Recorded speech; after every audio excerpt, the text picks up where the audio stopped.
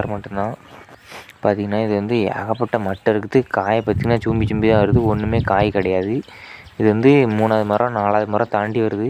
ஒவ்வொரு மரத்துக்கும் ஒவ்வொரு கிளிப் எடுத்திருந்தேன். இது பார்த்திங்கன்னா நம்ம கடைசியாக கழித்து முடித்து அந்த மரத்தை பார்த்திங்கன்னா இவ்வளோ வெட்டையாக்கிட்டோம். நீங்கள் அப்படியே ஃப்ரீஸ் பண்ணி கொஞ்சம் முன்னாடி போய் ரிட்டர்ன் போய் பார்த்திங்கன்னா தெரியும். ஏகப்பட்ட மட்டை இருந்தது. இப்போ மட்டையை அப்புறம் நம்ம எடுத்திருக்கோம். இது வந்து மொத்தம் 15 மரம் இருந்துச்சு. இதில் பார்த்திங்கன்னா ஏகப்பட்ட மட்டை இருந்துச்சு. கீழே உள்ள மட்டையெல்லாம் ஆவாத மட்டையெல்லாம் நம்ம கழிச்சு விட்டுட்டு அப்புறம் மிச்ச மட்டையெல்லாம் நம்ம விட்டுட்டோம்.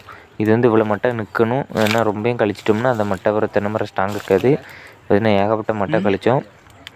இந்த மட்டைலாம் கீழே இருக்க மட்டையெல்லாம் நம்ம அடிமட்டையை எடுத்துட வேண்டியது. இந்த மரம் கொஞ்சம் சின்ன மரம் தான். இதுலேயும் வெட்டணும். ஏன்னா வெட்டாமல் விட்டோம்னா ஏகப்பட்ட கழிச்சிட்டே இருந்துச்சு. அந்த கில்லாட்டை எல்லாம் சேர்ந்துட்டு அந்த மழை தண்ணி கூட கீழே விடாது, மேலே தங்க வச்சுக்கிடும். அதனால் எல்லாத்தையும் கிழித்து தென்னை மரத்தை கொஞ்சம் பாலை மேலே இருக்கிற குருத்தையும் கொஞ்சம் கிழிச்சு விட்டோம். அப்போ தான் நமக்கு கூட கொஞ்சம் நல்லா வீரியமாக மண்டை விரிஞ்சு வரும். தென்னை மரம் கொஞ்சம் பறக்கும், நல்லா ஸ்ட்ராங்காகவும் சொல்லிட்டு